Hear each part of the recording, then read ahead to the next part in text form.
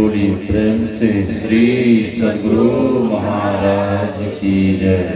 श्री सद्गुरु महाराज की जय। श्री सद्गुरु महाराज की जय। और थोड़ी आवाज बढ़ाइए, प्रेम से बोलिए श्री सद्गुरु महाराज की जय। ध्येयं सदा परिभव नमभिष्टदोहम् तीर्थास्पदं शिवविरञ्चिनुतं शरणं भृत्यार्तिहं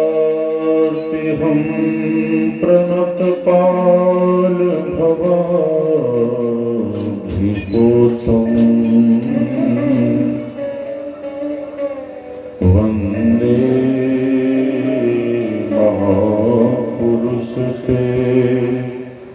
चरणारविन्दम्।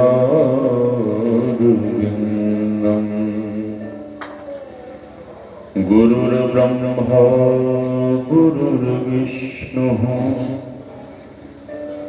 गुरुर्देवो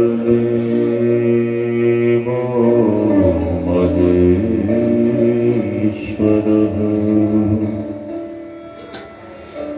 गुरुर्साक्षात् परं ब्रह्म तस्मै श्री गुरवे नमः। अज्ञानतिमिरान्धस्य ज्ञानाञ्जनशलाकया चक्षुरुन्मीलितं येन तस्मै श्री गुरवे नमः। धन्य धन्य सद्गुरु सुखदो महिमा कही न जाय।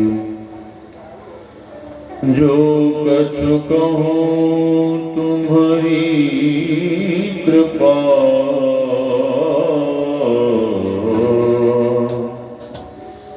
मोते कछु न बसाय।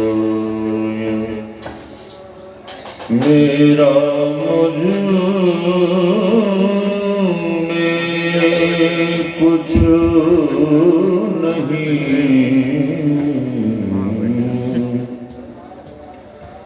जो कुछ है गुरु तो तेरा तुझको सौंपता। क्या लगेगा मोर तेरा तुझको सौंपता। क्या लगेगा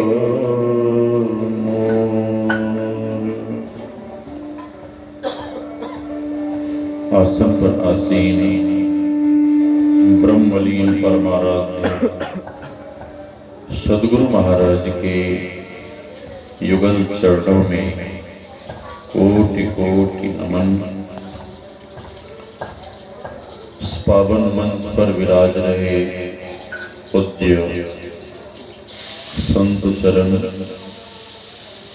इस ज्ञान यज्ञ में पधारे हुए पूज्य गुरुजन, सत्संग प्रेमी महानुभावों, माताओं एवं भक्तिमती बहनों, आप सबों के भीतर विराज रहे परमात्म स्वरूप आत्मा को हम वंदन करते हैं।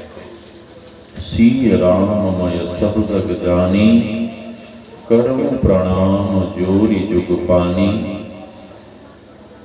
यही भाव लिए हम आप सत्संग ज्ञान रूपी गंगा में गोता लगाएं, अपने तन मन और अंतःकरण को शुद्ध तथा पवित्र बनावें।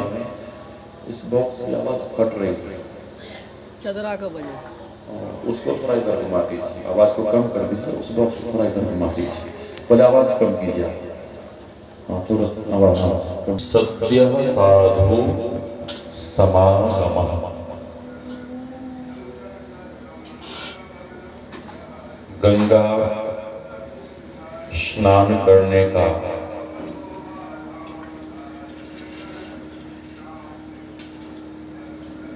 फल यह है कि पाप की समाप्ति हो जाती है।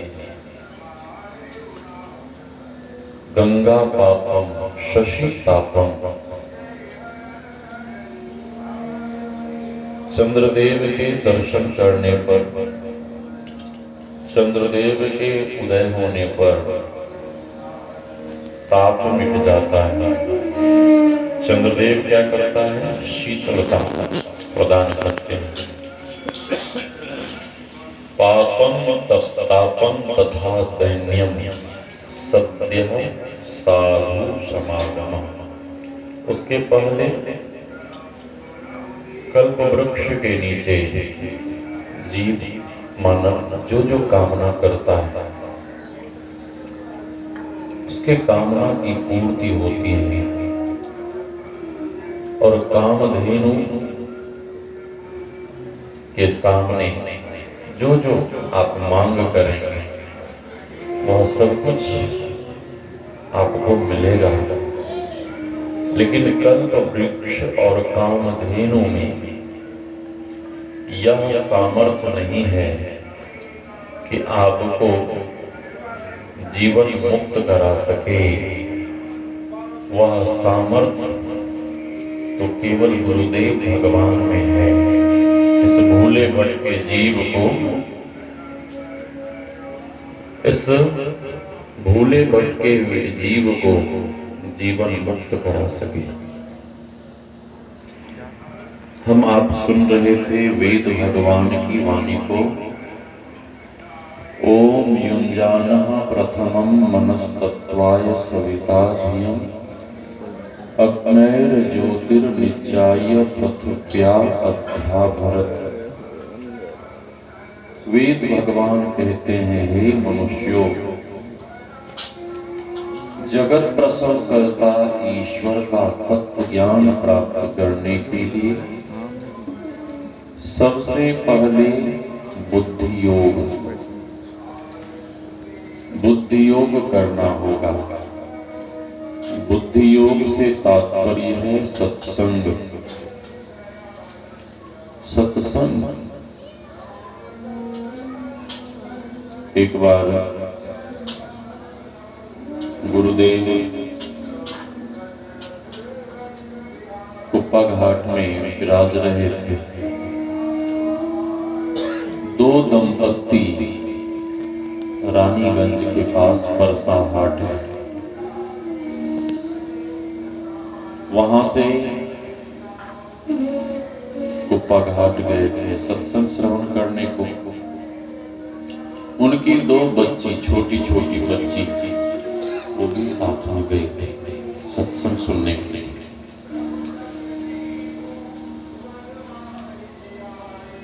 माँ पिता तो सत्संग सुनने में बिल्कुल लवलीन हो गए, सत्संग सुनते रहे। लेकिन ये दोनों बच्चियां बाहर, सत्संग में मन नहीं लगा, सत्संग छोड़कर बाहर खेलने निकल गए। यदि वो सत्संग में बैठी रहती तो उसके साथ ऐसा नहीं होता। सत्संग छोड़कर बाहर खेलने को चली गई और खेलती हुई गंगा तट पे चली गई, जिधर पूज्यपाद श्रद्धा बाबा का समाधि मंदिर उधर। पहले गंगा जी वहां पास से बहती थी। इस बार मैं गया गुरु महाराज के दर्शन करने, तो अभी गंगा जी बहुत दूर चली गई, वहां से बहुत दूर उधर दियारा। दोनों बच्ची, दोनों बहनें छोटी छोटी, खेलती खेलती जो बड़ी बहन थी उसका पैर फिसल गया, पैर किनारे में स्लिप कर गया और वो सीधे नीचे गंगा जी में गिर गई। अब तो उसकी छोटी बहन चिल्लाने लगी और वहां से भागी सत्संग हॉल अपने मम्मी पापा के पास कि मम्मी मम्मी दीदी डूब गई, पापा पापा दीदी डूब गई। उस बच्ची की माँ कहती है अपने पतिदेव से कि देखिए हमारी बेटी क्या कह रही है, मेरी बेटी, बड़ी बेटी डूब गई, चलिए चलिए देखते हैं कैसे डूब गई। तो पतिदेव ने कहा यदि वो डूब गई तो हम तो बचा नहीं सकते, हम तो बचा नहीं सकते, जाकर भी हम उसकी रक्षा नहीं कर पाएंगे। ऐसा करो, सत्संग चल रहा है, सत्संग सुन लो, उसके बाद चलेंगे, देखेंगे हमारी बेटी के साथ क्या हुआ। और मैंने सुना है गुरुजनों के मुखारबिंद से, जो सत्संग को पकड़ कर रखते हैं उनका कभी कुछ नहीं बिगड़ता है। गुरुजनों ने कहा है सत्संग लागी रहो रे भाई, तेरी बिगड़ी बात बन जाए। ऐसा मैं गुरुजनों के मुखारबिंद से सुना हूं, इसलिए सत्संग चल रहा है, सत्संग को मत छोड़ो, सत्संग सुन लो, उसके बाद चलेंगे, देखेंगे। पत्नी कहती है कि आप कितने निष्ठुर हैं, आपको दया नहीं आती, आपका हृदय पत्थर का है क्या? अरे हमारी बेटी डूब गई और आप कहते हैं सत्संग सुनो।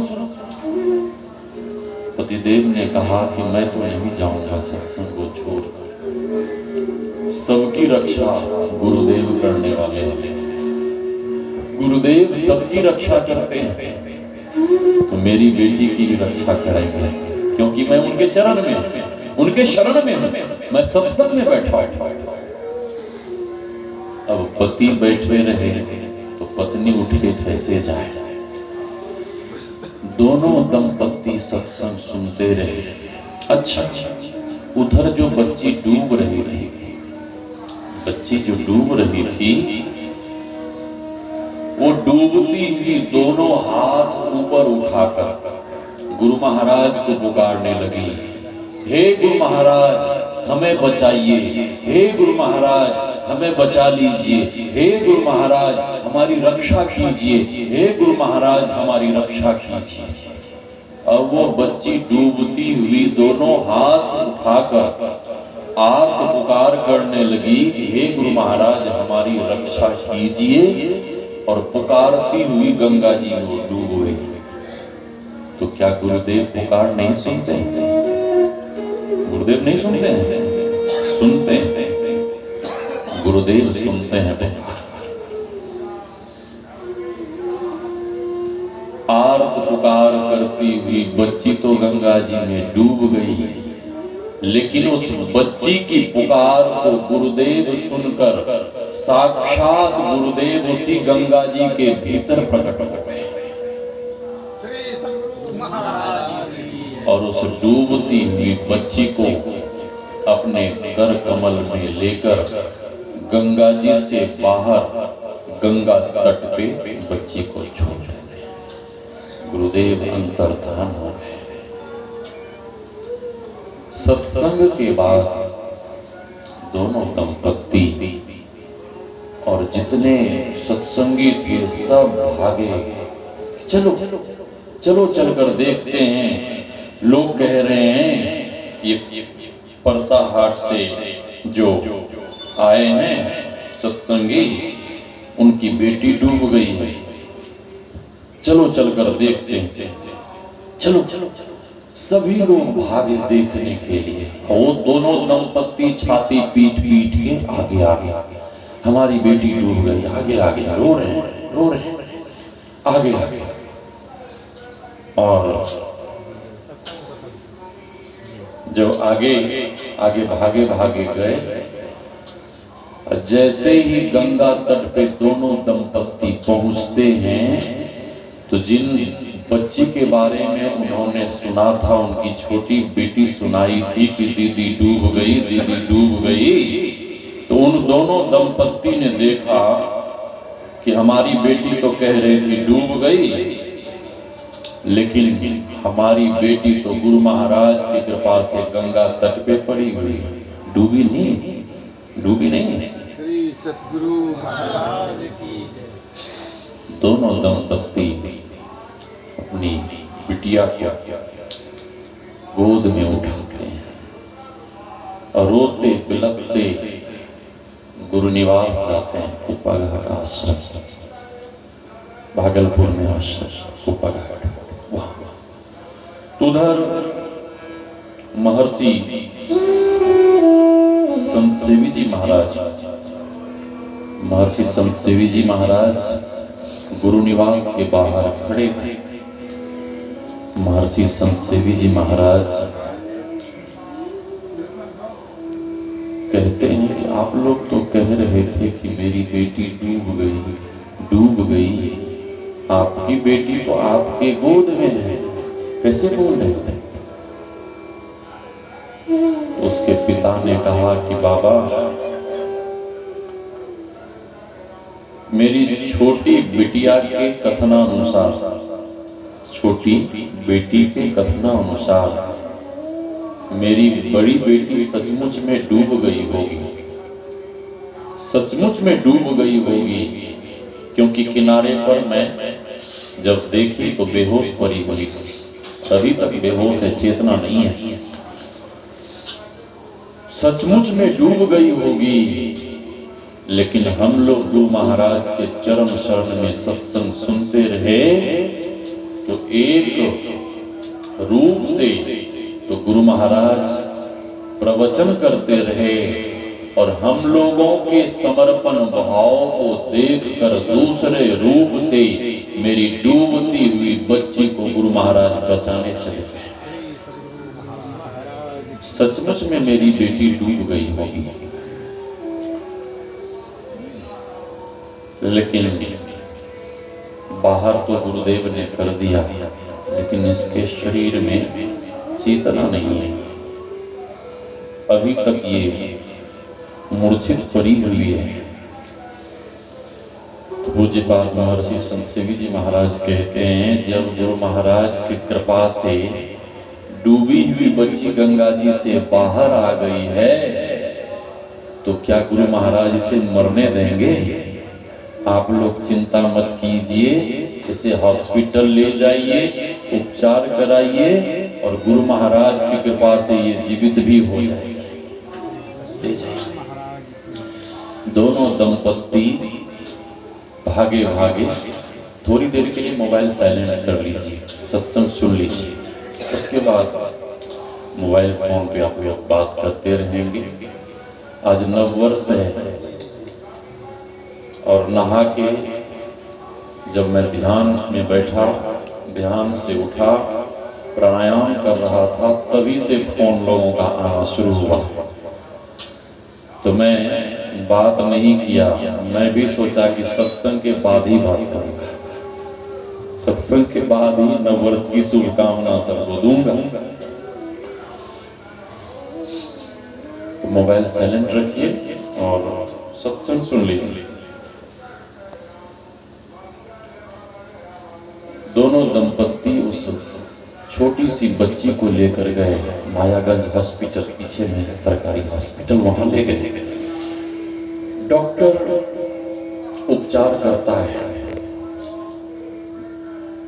कुछ थोड़ी सी औषधि देता है, दवाई देता है, और थोड़े से ही उपचार के बाद गुरु महाराज की कृपा से वो मरी हुई बच्ची जीवित हो गई और सबसे बातें करने लगी। उसके पापा ने पूछा कि तुम जब डूब रही थी तो हम लोगों को क्यों नहीं पुकारी, हम लोगों को क्यों नहीं पुकारी? बच्ची कहती है कि पापा, आप लोग तो सत्संग में बैठे थे, सत्संग हॉल में, मैं कितना भी पुकारती तो आप लोग नहीं सुन पाते, लेकिन आप ही बराबर सत्संग में घर में सुनाया करते थे कि गुरु महाराज दूर की पुकार सुनते हैं, गुरुदेव दूर की पुकार सुनते हैं। इसलिए मैं आपको नहीं पुकारी और मैं गुरु महाराज को पुकारने लगी, और गुरु महाराज को पुकारती हुई तो मैं डूब ही गई, लेकिन मेरी पुकार को सुनकर गुरुदेव साक्षात प्रकट होकर हमारी रक्षा की। तो सत्संग से अपने आप को जो जोड़ कर रखता है, लगा कर रखता है, सत्संग रूपी किले के अंदर जो अपने आप को रखता है, उसका कभी कुछ नहीं बिगड़ता। कुछ बिगड़ने वाला भी है तो वो संवर जाता है, ठीक हो जाता है।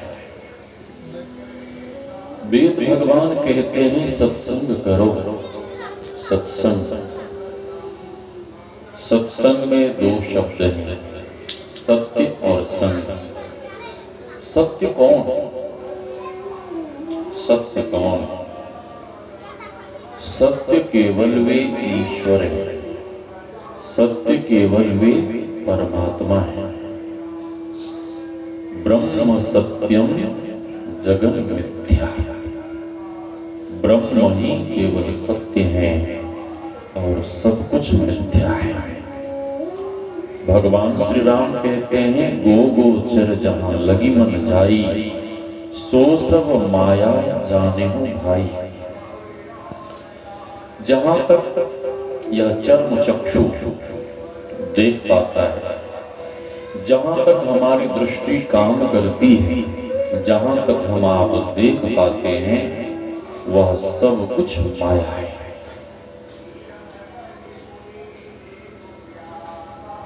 सब कुछ माया है।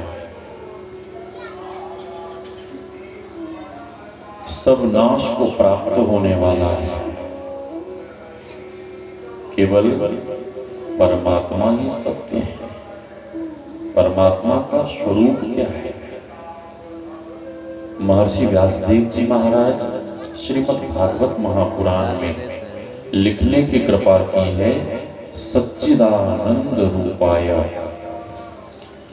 विश्वोत्पत्त्यादि हेतवे तापत्रय विनाशाय श्री कृष्णाय उपयम नुमः। भगवान का स्वरूप कैसा है? सच्चिदानंद। वे परमात्मा सत्य स्वरूप हैं, ज्ञान स्वरूप हैं और आनंद स्वरूप हैं। और उस आनंद स्वरूप को जो भक्त, जो साधक साधना के द्वारा जान लेता है, वहां तक पहुंच जाता है, तो फिर उसे दुख का मुख नहीं देखना पड़ता है, क्योंकि परमात्मा आनंद स्वरूप है। वेद भगवान कहते हैं सत्संग करो। सत्संग, सत्संग किसे कहते हैं? सत्पुरुषा नाम संगः इति सत्संगः। सत्पुरुषों का सानिध्य, सत्पुरुषों के सानिध्य में बैठकर उनके वचनों को सुनना, यह सत्संग है। गुरुदेव कहते हैं यह बाहरी सत्संग है। धर्म कथा बाहर सत्संगा, अंतर सत्संग ध्यान अभंगा। आंतरिक सत्संग क्या है? ध्यान है। भगवान भोलेनाथ की मूर्ति को, तस्वीर को आप लोगों ने देखा होगा। भगवान भोलेनाथ सदैव ध्यान में रहते हैं, सदैव ध्यान। और ध्यान करते करते भोलेनाथ को दिव्य दृष्टि, तीसरी आंखें, तीसरा नेत्र।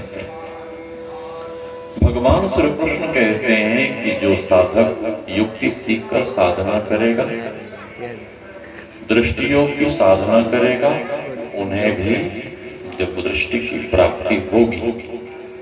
तो वेद भगवान कहते हैं सत्संग करो। संत कबीर साहब कहते हैं संगति सो सुख उपजय, कुसंगति सो दुख जोय। संगति सो सुख उपजय। जब आप कभी यात्रा करते हैं ट्रेन में या बस में, ट्रेन या बस में आप जब यात्रा करते हैं, जब कोई सज्जन मिलता है आपके पास वाले बर्थ पर, तो यात्रा सुखद हो जाती है। और वहीं पर कोई दुर्जन आ गया तो यात्रा करना बड़ा कठिन हो जाता है, मुश्किल हो जाता है।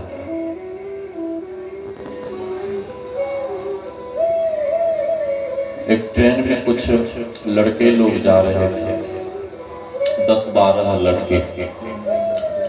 नाम कैसा? लड़के। इससे लड़के, उससे लड़के, लड़के। लड़के लोगों ने कहा, अरे भाई बहुत बोर हो रहे हैं, बोर हो रहे हैं, बहुत बोर हो रहे हैं, तो क्या करें?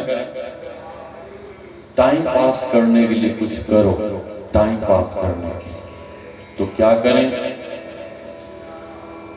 तो एक लड़के ने कहा, ऐसा करो, जंजीर, ट्रेन में जो चैन होता है, जंजीर होती है, उसको खींचो। तो दूसरे लड़के ने कहा, खींचने से क्या होगा? तो तीसरे लड़के ने कहा कि ट्रेन जब वो चैन खींचोगे तो ट्रेन रुकेगी, उतरकर हम लोग थोड़ा हवा खाएंगे, घूमेंगे फिरेंगे, आनंद लेंगे।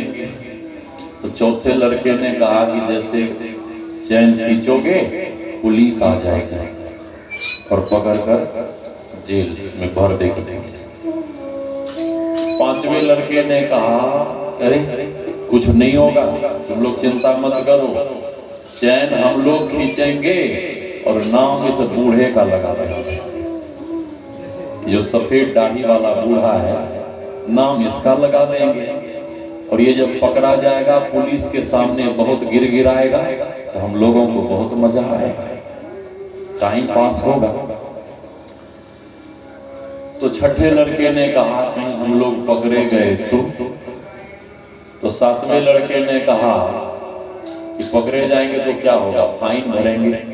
हम लोग चंदा करते हैं, 200 रुपए चंदा किया आपस में, 10-12 थे तो 12 दूने 2400 रुपए हुए, 2400 रुपए चंदा किया टाइम पास करने के लिए। कि पकड़े जाएंगे तो फाइन भरेंगे 2400 रुपए। अब वो बूढ़ा बाबा हाथ जोड़े, बाबू अरे हमें क्यों परेशान करोगे, अरे हमें पुलिस से क्यों पकड़वाओगे, मैं गरीब आदमी हूँ, हमें क्यों तुम लोग परेशान कर रहे हो, हमें परेशान मत करो, मैं तुम्हारे आगे हाथ जोड़ता हूँ। अब वे ठहरे लड़के, उसके समझ में तो बात आई नहीं।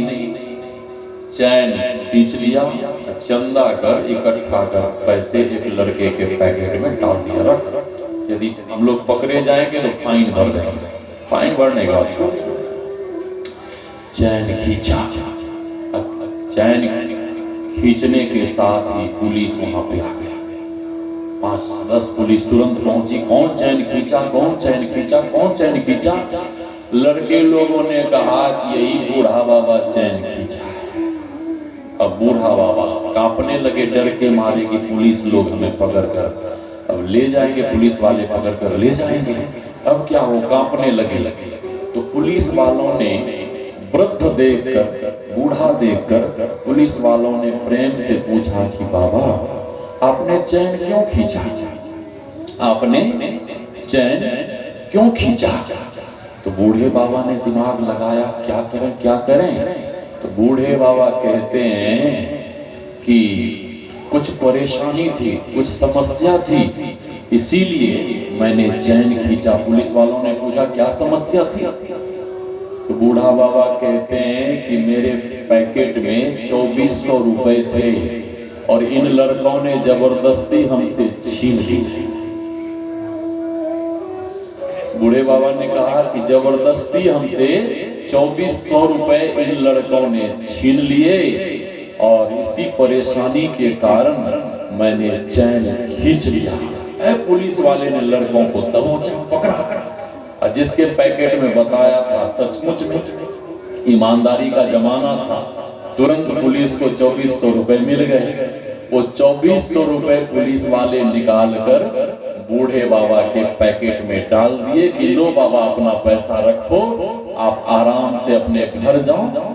और वे 10-12 लड़के सब पकड़े गए, सबके हाथ में जंजीर लगी, अब पकड़ कर ले जाने लगे। अब वे लड़के आंख घूर घूर के, आंख फाड़ फाड़ के बूढ़ा बाबा को देखे और वे बूढ़े बाबा मूंछ पर हाथ घुमा घुमा के इशारा करे, ये दाढ़ी और मूंछ ऐसे ही सफेद नहीं हो गए हैं, तुम जैसे लड़कों को हम बहुत देखे। तो मैं कह रहा था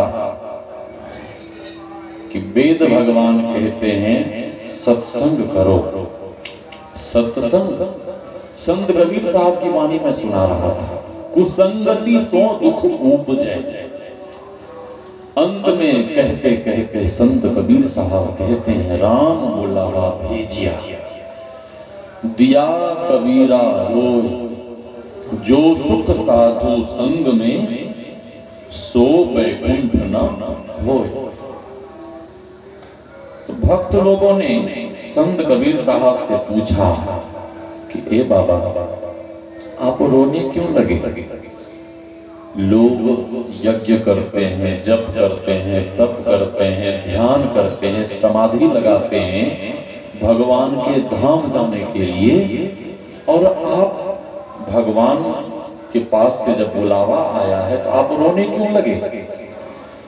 संत कबीर साहब कहते हैं कि मैं इसलिए रोने लगा, मुझे इसलिए रोना आ गया कि मृत्यु लोक में साधु संतों का दर्शन, साधु संतों का सानिध्य, साधु संतों का संग, सत्संग जो मिल रहा है, शायद वो वैकुंठ में नहीं मिलेगा, इसीलिए मुझे रोना आ गया।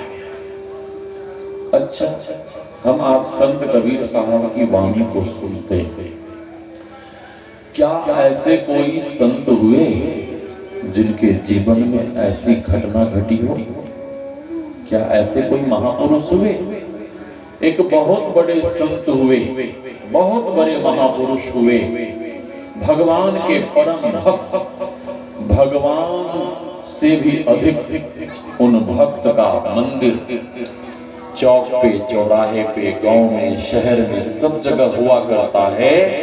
वे संत हैं हनुमंत लाल जी। हनुमंत लाल जी, हनुमंत लाल जी भगवान के परम भक्त, भगवान श्री राम व्यास गद्दी पे, राजगद्दी पे विराज रहे थे और हनुमंत लाल जी सदैव चरणों में घुटने टेके, हाथ जोड़े, इस प्रतीक्षा में बैठे रहते थे कि प्रभु की जब किसी भी प्रकार की आज्ञा होगी, आदेश होगा, तुरंत हम सेवा में लग जाएंगे, तुरंत सेवा में लग जाएंगे।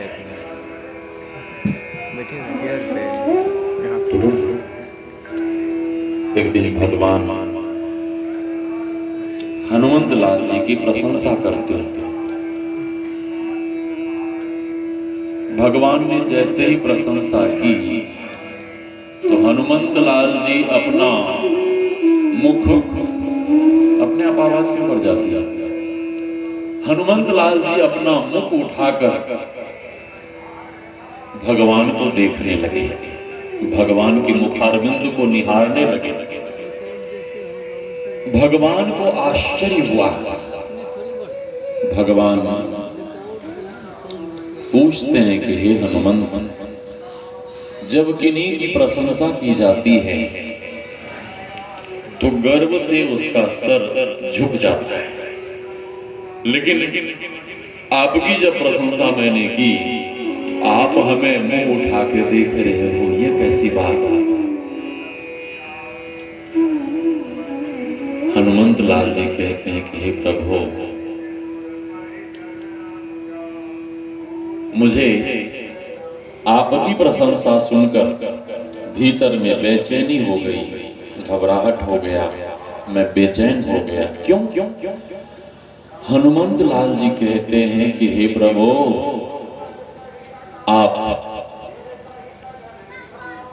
आप प्रशंसा कर जो बनाते हो वो तो मैं पहले से ही बना हुआ हूं, और मैं यह सोचकर घबरा गया कि आप प्रशंसा कर अब आगे क्या बनाने वाले हैं, आगे क्या बनाने वाले हैं। भगवान पूछते हैं कि मैं प्रशंसा कर क्या बनाता हूं। भगवान पूछते हैं कि मैं प्रशंसा कर क्या बनाता हूं, किसकी मैंने प्रशंसा की? हनुमंत लाल जी कहते हैं प्रभु, आज से पहले भी आपने किन्हीं की प्रशंसा, किनकी प्रशंसा? देवर्षि नारद की प्रशंसा की थी, और देवर्षि नारद आपसे सुंदर रूप मांगा था, लेकिन प्रशंसा के बाद आपने देवर्षि नारद जी को बंदर का रूप दिया था। तो प्रभु, आपने हमारी प्रशंसा की, और आप जो बनाते हो वो तो मैं पहले से ही बना हुआ हूं, अब क्या बनाओगे प्रभु? यही सोचकर मैं घबरा गया प्रभु। भगवान कहते हैं कि हे हनुमंत, ऐसी कोई बात नहीं है। तो फिर क्या बात है प्रभु, क्या बात है? भगवान कहते हैं कि प्रभु, भगवान कहते हैं कि हे हनुमंत, मैं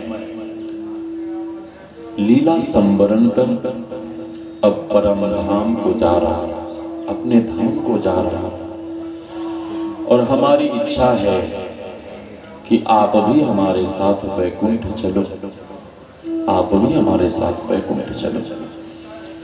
भगवान की बात सुनकर हनुमंत लाल जी व्याकुल हो गए, और हनुमंत लाल जी कहते हैं कि हे प्रभु, मेरे मन में कुछ शंका है, मेरे मन में संशय है, मेरे मन में जिज्ञासा है, मेरे मन में कुछ प्रश्न है। आप उस जिज्ञासा का समाधान करें तो आपके धाम में चलने को मैं तैयार हूं। भगवान को आश्चर्य हुआ। भगवान मन ही मन सोचने लगे कि आज तक हनुमंत लाल जी ने कभी कोई प्रश्न नहीं किया।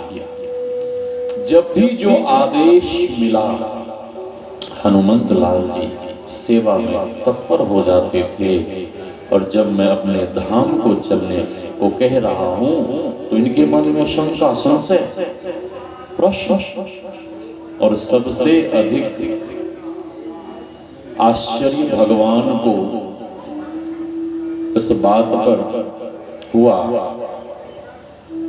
यह विचार कर हुआ कि जब जानकी जी को सीता हरण कर लंका ले गया था, तो मेरे सामने महाराज सुग्रीव ने आदेश दिया था कि जाओ, माता सीता का पता लगाकर आओ।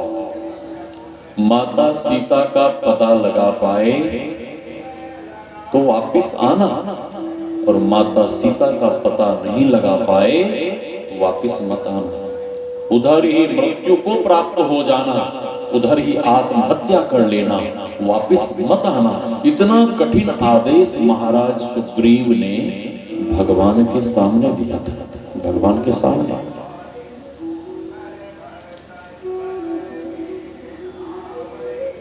हनुमान जी निकले पांडरी सेना सहित, स्वयं प्रभा की गुफा में गए। स्वयं प्रभा योग बल से, तप बल से सब कुछ जान लेती है और स्वयं प्रभा कहती है कि आओ हनुमान जी, आओ आओ। हनुमान जी को आश्चर्य हुआ कि ये कोई महात्मा तो है नहीं, ये कोई संत तो है नहीं, मुझे कैसे जानती है। स्वयं प्रभा कहती है कि हनुमान जी आश्चर्य मत करो, मैं अपने योग बल से, तप बल से सब कुछ जानती कि आप लोग माता सीता की खोज में आए हो और मैं माता सीता के पास तक पहुंचा सकता हूं। बांदरी सेना में जितने सैनिक थे सब लोग प्रसन्न हो गए, खुश हो गए। उस गुफा में सुंदर फल, स्वादिष्ट मीठे फल और मधुर जल उपलब्ध था। सभी लोगों ने खाया। स्वयं प्रभा देवी अपने योग बल से, तप बल से सभी बांदरी सेना, हनुमान जी सहित सबको समुद्र के तट पर छोड़ दिया और स्वयं प्रभा वहां से अदृश्य हो गई। सभी बंदर लोग कहने लगे, करे कहाँ आ गए, यहाँ तो जल ही जल है, अथाह जल है, माता सीता का तो पता लगने वाला नहीं है, चलो हम लोग यहीं अन्न जल त्याग कर आत्महत्या कर लेंगे। वहीं पर जटायु का भाई संपाति, वो जब मरने की बात सुना तो हंसने लगा और कहने लगा कि जल्दी मरो, जल्दी मरो, लेकिन एक एक कर मरना ताकि मेरा आहार बहुत दिनों तक चलेगा। बंदरों ने कहा कि देखो ये कितना दुष्ट है, मेरी मरने की बातें सुनकर ये खुश हो रहा है, हमारी मरने की बातें सुनकर प्रसन्न हो रहा है, खुश हो रहा है। अरे इसी के जैसा तो एक विशाल काय गिद्धराज जटायु जी थे, वो तो माता सीता की सहायता करते हुए अपने प्राणों की आहुति देती।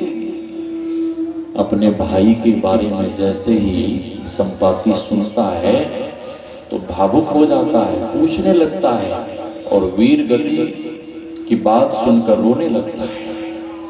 संपाति कहता है कि युद्ध की दृष्टि अपार होती है, मैं वहां तक पहुंचा तो नहीं सकता, लेकिन माता सीता का पता बता सकता हूं। संपाति कहता है कि रावण माता सीता को अशोक वाटिका में रखा है। अच्छा, सभी लोग तरह तरह की वहां पर बातें कर रहे थे, लेकिन उस विषम परिस्थिति में भी हनुमंत लाल जी एकांत में बैठकर भगवान नाम सुमिरन कर रहे थे। इस कथा से हम आपको शिक्षा लेनी चाहिए,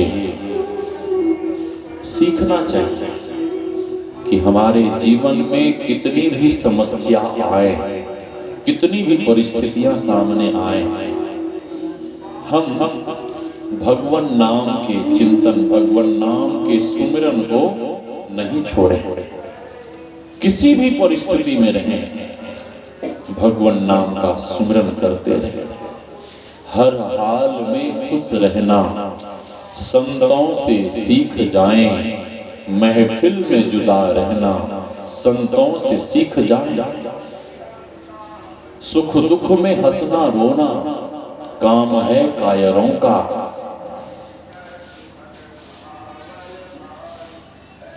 सदैव साधक को, भक्त को प्रसन्न होकर भगवान नाम चिंतन करना चाहिए। जामवंत जी हनुमान जी को उनके बल पौरुष का ज्ञान कराते हैं। जैसे ही हनुमान जी को बल पौरुष का ज्ञान हुआ, हनुमान जी, जामवंत जी ने भी कहा कि वहां संकट ही संकट है। हनुमान जी ने कुछ भी परवाह नहीं करते हुए तुरंत उड़ान भरते हैं। मार्ग में बहुत विघ्न बाधा हुआ, लंका के द्वार पर पहुंचे। लंकिनी हनुमान जी को चोर कहती है, लंकिनी हनुमान जी को चोर कहती है। और हनुमान जी ने कहा, यदि तुम चोर को खाती हो, चोर को पकड़ती हो, यदि तुम चोर को खाती हो, तुम इस लंका के राजा रावण को पहले पकड़कर क्यों नहीं खा गई? सबसे बड़ा चोर तो वही है। और ऐसा कहते हुए हनुमान जी ने मुष्टिका का प्रहार किया और रक्त बमन करती है। अच्छा, पहले तो अनाप शनाप बातें कह रही थी हनुमान जी को, और जैसे ही हनुमान जी जैसे संत का स्पर्श हुआ मुष्टिका, संत का जैसे ही वरद हस्त उस राक्षसी, उस दुष्टा के शरीर से स्पर्श हुआ, वैसे ही उसका अंतःकरण शुद्ध हो गया, अंतःकरण पवित्र हो गया और सत्संग की बातें करने लगे, सत्संग की बातें करने लगी। हनुमान जी वहां से आगे बढ़ते हैं और माता सीता की खोज करने लगते हैं। गोस्वामी जी लिखते हैं, मंदिर मंदिर प्रतिकर शोधा, जहां तहां देखा अगणित जोधा, गयो दशानन मंदिर माही।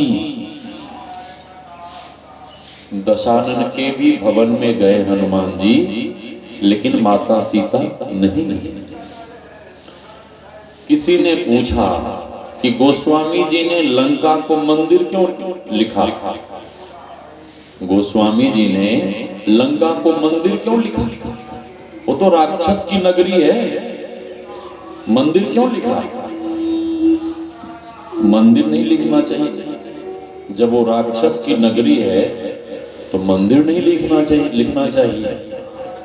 तो गोस्वामी जी ने कहा कि सुनो, वो तो सचमुच में राक्षसों की नगरी है, नगरी थी राक्षसों की, लेकिन हनुमान जी जैसे संत का जितनी देर के लिए उस राक्षसों की नगरी में, भवन में, महल में चरण पड़ा, उतनी देर के लिए वह राक्षसों की नगरी भी मंदिर बन गया, पावन हो गया, पावन हो गया।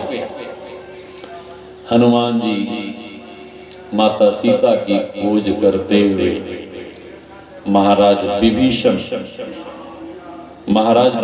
की कुटिया के पास पहुंचे, भवन के पास पहुंचे। और महाराज विभीषण की कुटिया के पास जैसे ही भवन के पास पहुंचे तो वहां शंख, चक्र, गदा, पद्म का चिन्ह देखते हैं। तो हनुमान जी के मन में हुआ, ये तो राक्षसों की नगरी है, ये भगवान और ये तुलसी का बिरवा। हनुमान जी को लगा कि लगता है कोई ना कोई यहाँ भक्त रहता है, कोई ना कोई भक्त रहता है। और एक ही एक भक्त थे, विभीषण जी महाराज। अभी बाबा सुना रहे थे ना, विभीषण जी महाराज विश्राम कर रहे थे और हनुमान जी ने जय श्री राम कहकर टेढ़ लगाया। विभीषण जी महाराज जागे और हनुमान जी से मिले। हनुमान जी के हृदय लगे।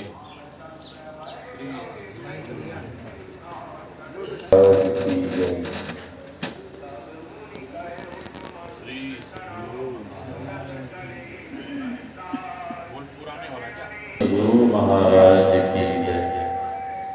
सीटी नहीं मारे, आवाज को कंट्रोल ही रखिएगा। बाहर वाले बॉक्स की आवाज थोड़ी बढ़, हाँ उसीलिए नहीं, कंट्रोल ही रखना है। इको को थोड़ा कम कीजिए, इको थोड़ा कम कीजिए, हल्का सा रखिए। श्री सद्गुरु महाराज की जय। बाहर की आवाज थोड़ी सी कम कीजिए, थोड़ी सी कम कीजिए। श्री सदगुरु, इसकी आवाज नहीं आ रही, दोनों साउंड की आवाज थोड़ी सी बढ़ाइए, थोड़ी सी बढ़ाइए। श्री सदगुरु महाराज की जय।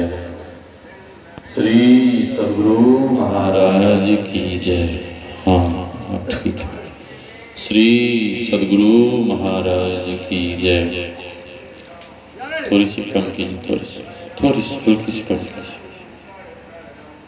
श्री सदगुरु महाराज की जय।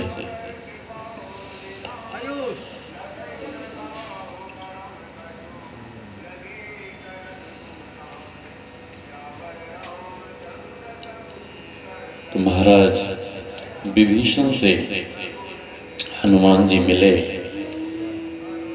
और मिलते ही विभीषण जी के नेत्र सजल हो गए। विभीषण जी महाराज भाव से भर गए। जब कोई भक्त से भक्त मिलते हैं तो भीतर में अलग प्रसन्नता होती है, अलग प्रसन्नता होती है। एक बार पंढरपुर में, महाराष्ट्र में पंढरपुर है, उधर एक से एक संत हुए हैं। जिस समय इस धरती पे संत कबीर साहब थे, नामदेव जी महाराज थे, तुकाराम जी थे, विसोबा खेचर थे, मुक्ताबाई थी, जनाबाई थी, सहजोबाई थी, उस समय की घटना है। सभी लोग इकट्ठे हुए और जब सभी लोग इकट्ठे हुए तो संत महापुरुषों ने विचार किया क्या करना चाहिए। संत महापुरुषों ने कहा कि जब इतने इतने महापुरुष इकट्ठे हुए हैं तो भगवान नाम कीर्तन करना चाहिए, भगवान नाम संकीर्तन करना चाहिए। जैसे कि हम आप यहाँ पर अष्टजाम कराते हैं तो हरे राम राम राम हरे हरे, हरे कृष्ण कृष्ण कृष्ण हरे हरे। लोग क्या सोचते हैं कि ये केवल अष्टजाम करने का ये भजन है या मंत्र है, नहीं, ये महामंत्र है। और इसी महामंत्र का अष्टजाम में लोग जाप करते हैं बोल बोल कर, ये महामंत्र है। तो सभी संत महापुरुष मिलकर महामंत्र का जप करने लगे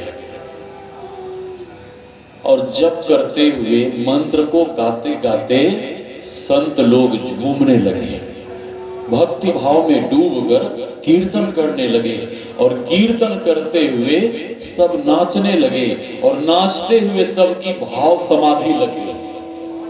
नाचते हुए सबकी भाव समाधि लग गई, सब समाधि में चले गए, सबकी आंख बंद है, सब नाच रहे हैं, कीर्तन कर रहे हैं। अब भक्ति भाव में डूबे हुए संत महापुरुषों को जब भगवान ने देखा तो भगवान को भी नहीं रहा गया, भगवान उसी मूर्ति में से साक्षात प्रकट हो गए और उस संतों के बीच, उन संतों के बीच भगवान भी नाचने लगे, भक्त संत के साथ नाचने लगे, नाचने लगे। अब नाचते नाचते भगवान भी भाव विभोर हो गए और भगवान को भी सुध बुध नहीं रहा।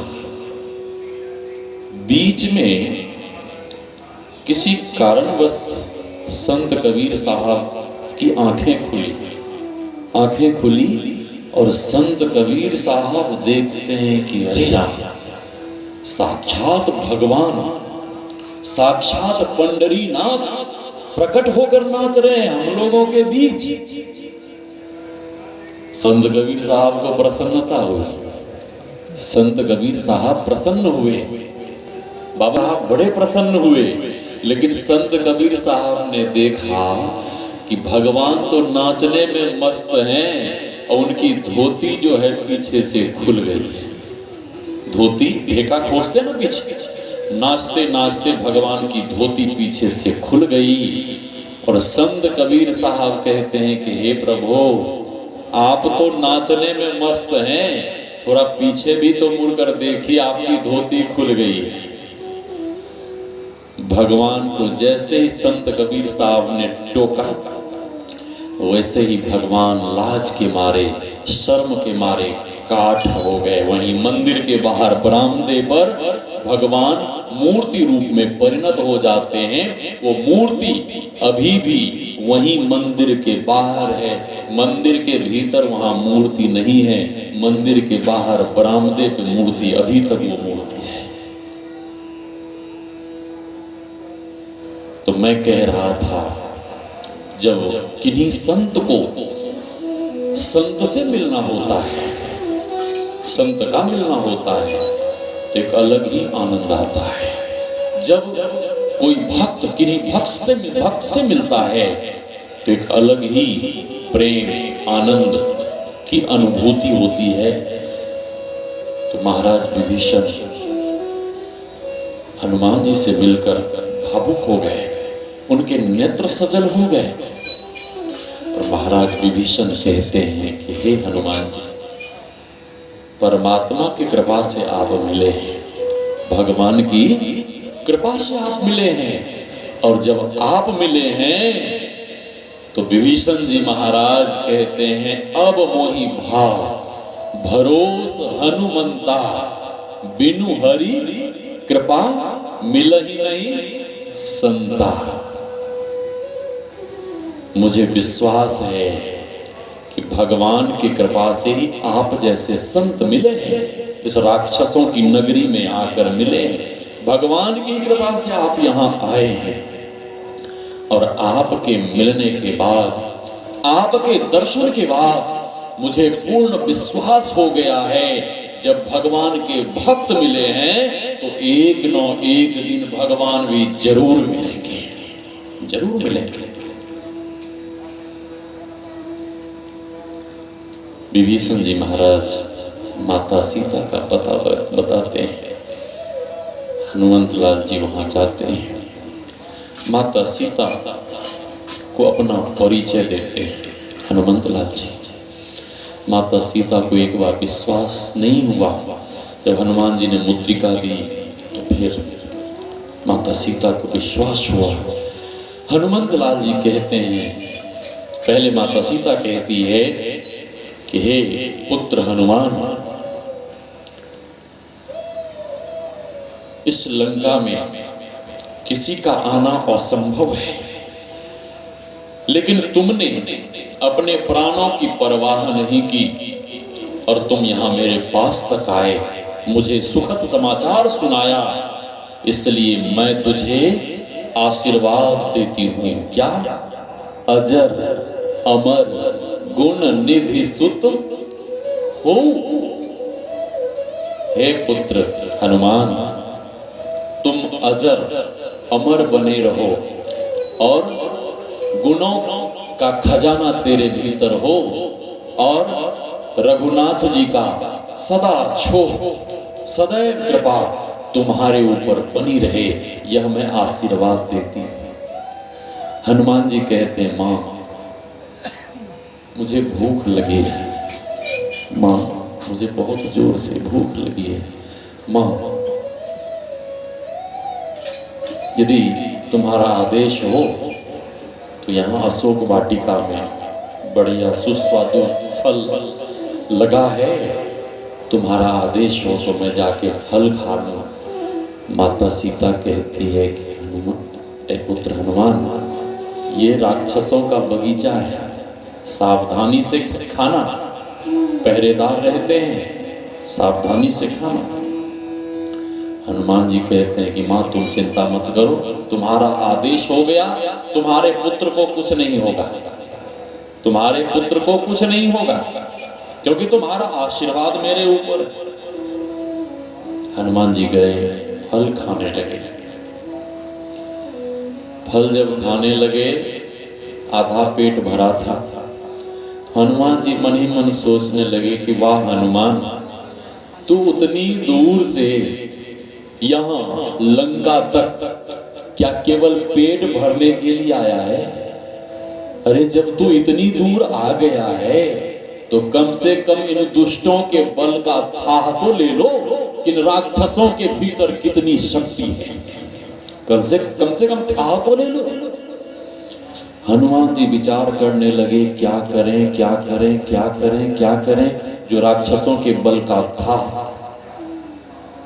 पता लगे कितनी शक्ति है इनके भीतर।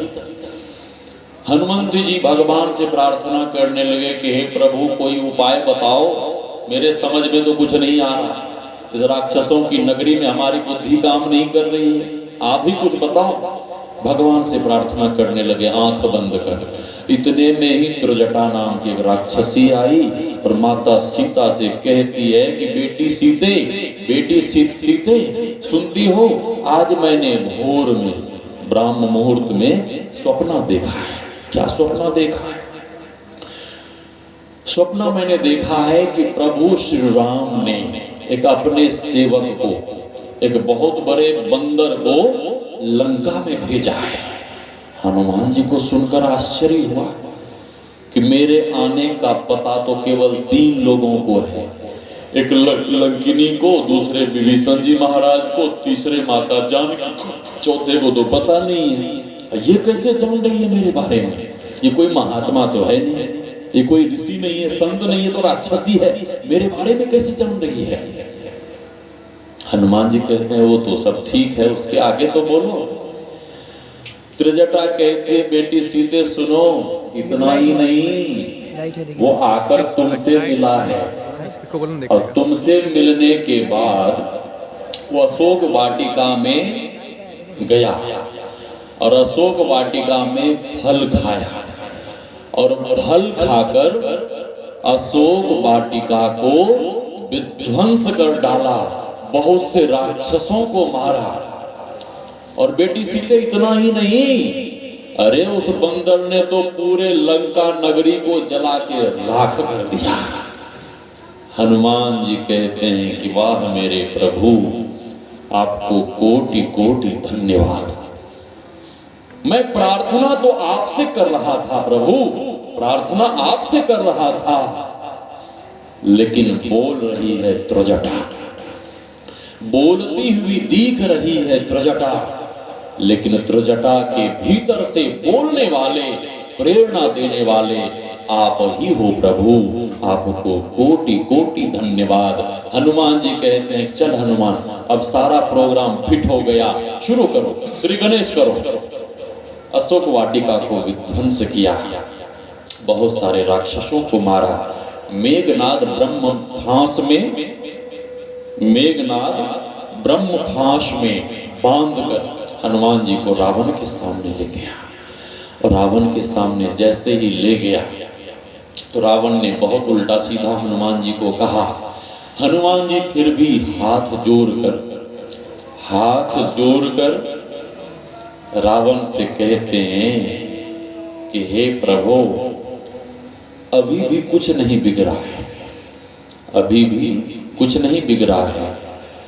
आप माता जानकी को आदर सहित प्रभु श्री राम के शरण में चले जाइए, वे भक्त वत्सल हैं, वे आपको क्षमा कर देंगे।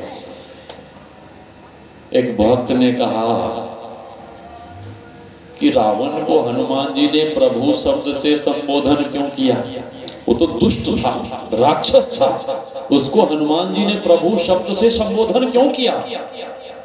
तो एक संत ने कहा कि था तो दुष्ट, था तो राक्षस, लेकिन हनुमान जी वहां पर मौजूद थे और हनुमान जी परम भक्त हैं, भगवान के परम भक्त हैं।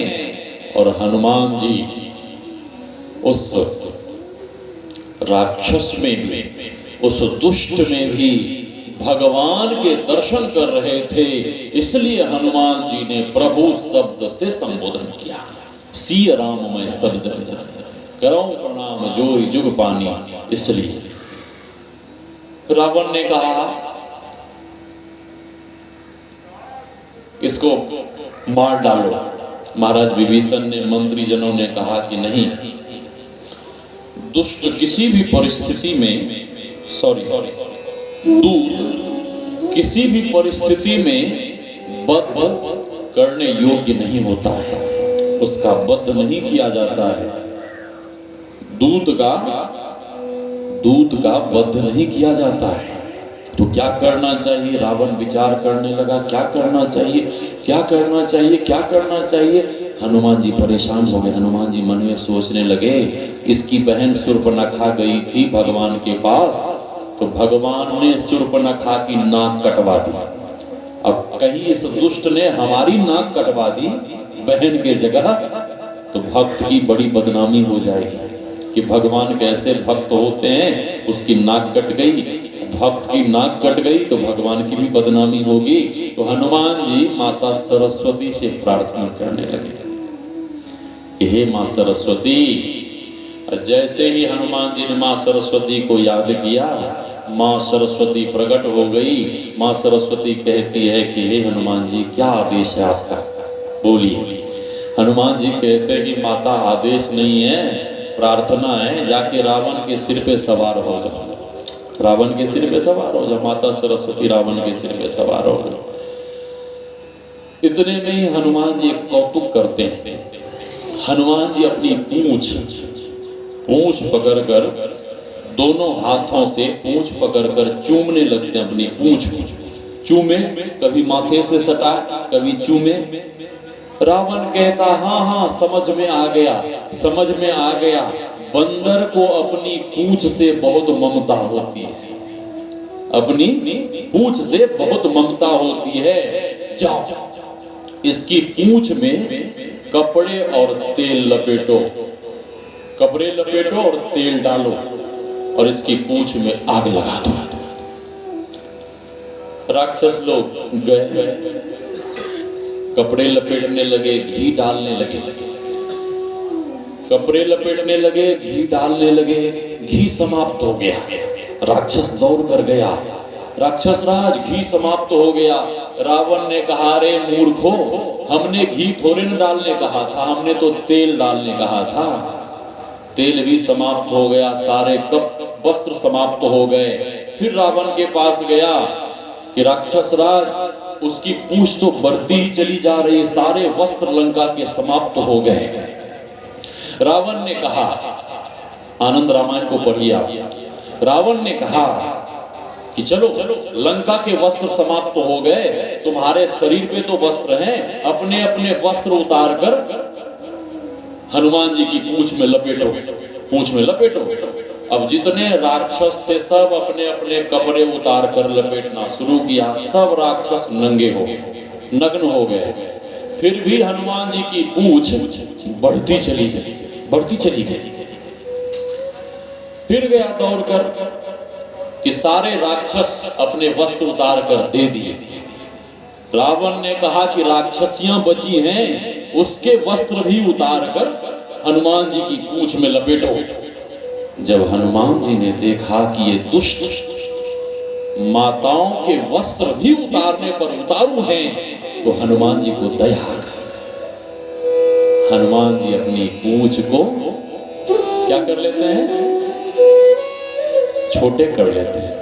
अपनी पूंछ को छोटे कर लेते हैं कि माताओं का अपमान संत नहीं देख सकते। हनुमान जी अपनी पूंछ को छोटे कर लेते हैं। और राक्षसों ने क्या किया? लंका में घुमाना शुरू किया। हनुमंत लाल जी को लंका में घुमाना शुरू किया।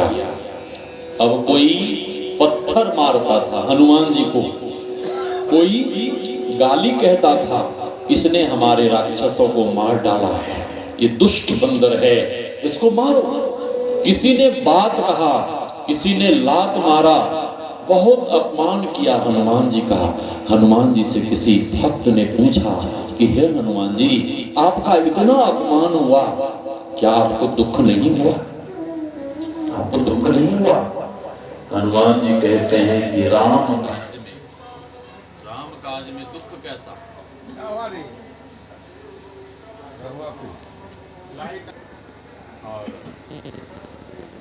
हनुमान जी लंका को जलाते हैं। तो हनुमान जी की पूंछ जलाने की कोशिश की किसने? रावण ने। संत और भक्त की प्रतिष्ठा की पूंछ को कोई यदि मिटाना चाहता है, जलाना चाहता है, नष्ट करना चाहता है, पूंछ मतलब क्या? प्रतिष्ठा, सम्मान। संत और भक्त के पूंछ को, प्रतिष्ठा को यदि कोई मिटाना चाहता है तो मिटा नहीं पाता है, वो स्वयं मिट जाता है। और संत भक्त की पूंछ, प्रतिष्ठा, सम्मान बढ़ता ही चला जाता है, मिटता नहीं। मिटता नहीं। हनुमान जी जी वापस भगवान के पास गए। भगवान कहते हैं, हे हनुमंत, तुम जानकी जी के दर्शन कर आए हो, तुम मेरे हृदय से लग जाओ, मैं तुम्हें अपने हृदय से लगाना चाहता हूँ। हनुमान जी कहते हैं, प्रभु मुझे चरणों में ही रहने दीजिए। जब मैं आपके हृदय से लग जाऊंगा तो आपकी और हमारी बराबरी हो जाएगी। भगवान कहते हैं कि हे हनुमंत, तुम अज्ञानियों जैसी बातें करते हो। अरे तुम ज्ञानी नाम अग्रगण्य हो, तुम ऐसी बातें करते हो। अज्ञानी भक्त इस तरह की बातें करे तो चल सकता है, तुम तो ज्ञानी हो। फिर भगवान के हृदय लगते हैं तो भगवान को इसी बात पर आश्चर्य हुआ। लंका जाने में, लंका को जलाने में, राक्षसों को मारने में भी तनिक सा भी हनुमान जी ने परवाह नहीं किया।